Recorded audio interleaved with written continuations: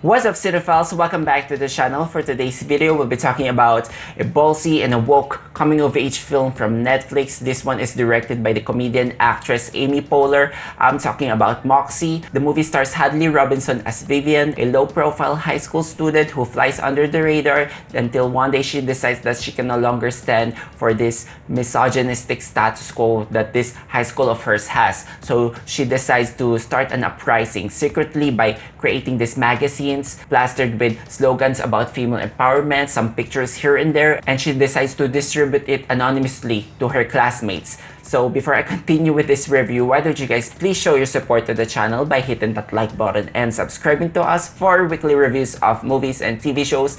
Please help us reach that 2,000 subscriber mark. Now back to the movie, MOXIE. I didn't know what that word meant until I've researched it after watching the movie. So I'm going to pull up a definition for you guys. When you say MOXIE, it's a force of character, it's determination. So we're talking about here another female empowerment movie. And there's another new term that I've learned, and it's called intersectional feminism. I don't know if I've been living under the rock, but it's the first time that I heard the word intersectional attached to feminism. But to give you guys context, we all know that when it comes to feminism, it's about the women fighting the rights for equality with men. And when you say intersectional feminism, it's about understanding how these overlapping identities of women, when it comes to race, religion, socioeconomic background, how these factors key into their experience as a woman when it comes to oppression and discrimination that they receive. So that is an integral component of this movie because we have here a supporting cast who are just so diverse, and I'm going to be talking about some of them later. This movie is inspirational look to the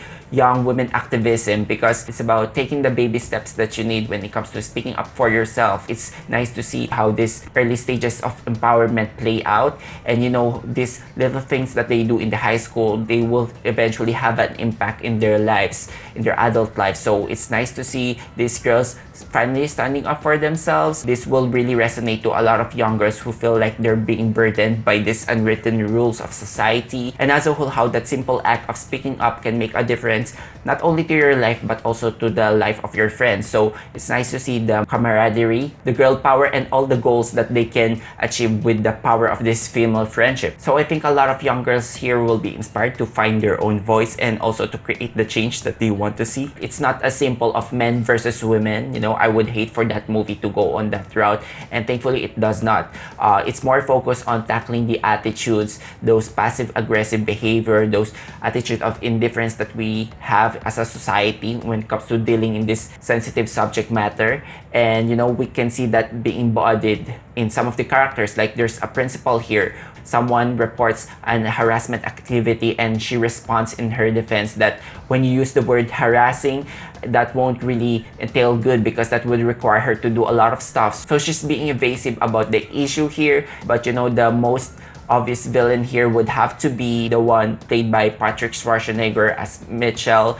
He's the long-anointed popular kid of the school. He's the school bully, and he's perfectly casted here because he's good-looking at the same time.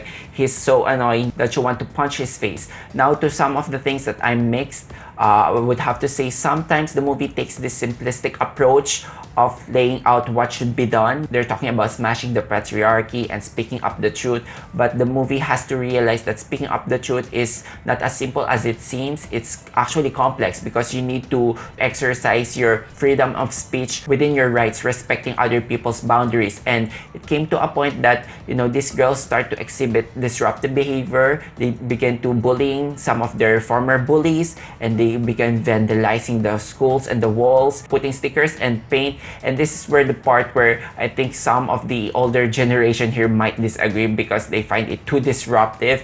And you know, just because there are a lot of impressionable young minds out there who might think that this disruptive behavior can be perceived as somewhat of an ideal. And I know when it comes to movies and fictional shows like this, it's wise to not take everything as it is. Take it with a grain of salt and understand that these things, they don't play out as simple as like that in reality. But you know, when it comes to movies like this, especially the ones that brings messages that could be dangerous like this, I think it's only responsible to put out a message that's positive and constructive that some of these young audiences that can actually use in the future. So that is part of the movie that put me off in some way, and I have to bring out also nitpick on some segment here, specifically when it comes to the dress code in the school, because there's a part here where a student gets suspended for a day just because of wearing tank top, and the next day these girls decided to start a riot by wearing tank tops to school. I totally get it that women, they can wear whatever they want, but you know, we're talking about here schools, and I've always perceived schools as some sort of a training ground as they go to reality, and there's a reason why the dress code exists, because you want to maintain a smart casual look. And maybe this is just me because I've been raised in a conservative Christian family, and I know people in the States are more liberated, but I have to say that I don't completely fly with girls wearing tank tops. Same for the boys who are wearing provocative clothing. We needed to maintain it PG friendly, I would say. So I think personally that is a misstep for the movie, but you know, if you completely disagree with me, I would understand it. So let me know what you think in the comment sections down below. Now, another aspect of this movie that I like is that there's a cross-generational appeal between Gen X and Gen Z here that mostly can be seen here from the character of Amy Poehler. I've only seen this actress act in comedic films. Now, it's nice to see that she's in a more serious note here, but at the same time, she's still relaxed and likable. I don't see a strong maternal connection between her and her daughter here. She appeals more to me as a friend mom,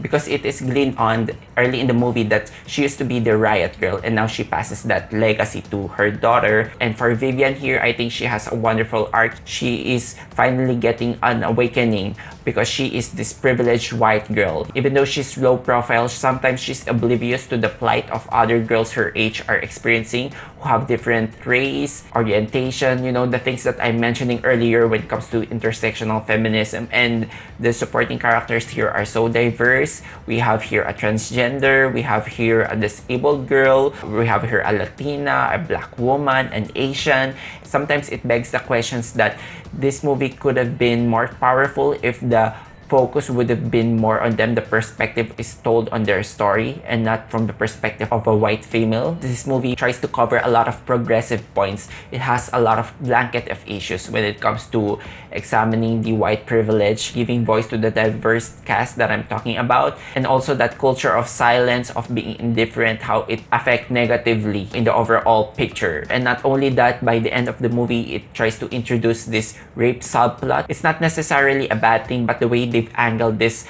rape subplot, it works as a wrap-up of the movie.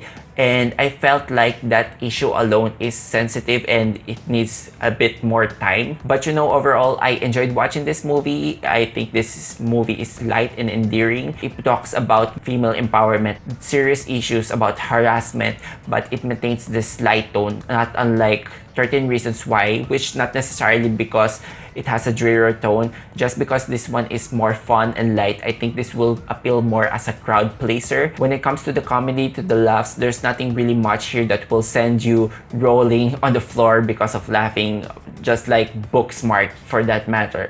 And when it comes to endearing high school set comedies, rom-coms, I would put it below Love, Simon. But you know, this one still is a decent movie. You know, it has its intention and its heart in the right place. You might disagree on some of the ideologies that are presented here, because these girls are fueled with righteous anger, and sometimes you can be blinded when you think you're being too righteous. This movie has a lot of substance that the viewers can chew on, and it gets preachy at times, but not too overbearing. So I'm going to give this one a 3.5 out of 5 stars. And that's it for my review of MOXIE. Have you seen this movie? Let me know what you think in the comment sections down below. Also, if you enjoyed watching this video, hit that like button and subscribe to us for weekly content. Thank you so much guys for watching. Until then, see you on the next one.